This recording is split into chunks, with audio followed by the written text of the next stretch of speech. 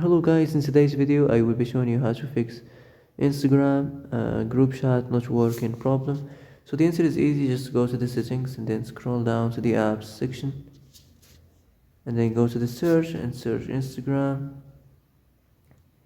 and then go to the storage, and here you will find this clear cache option. Click on it.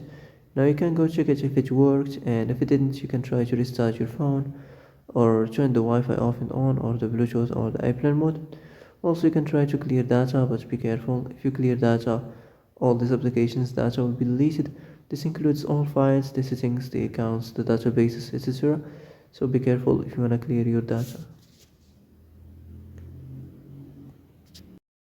And that's it for today's video. I hope this is the answer you've been looking for.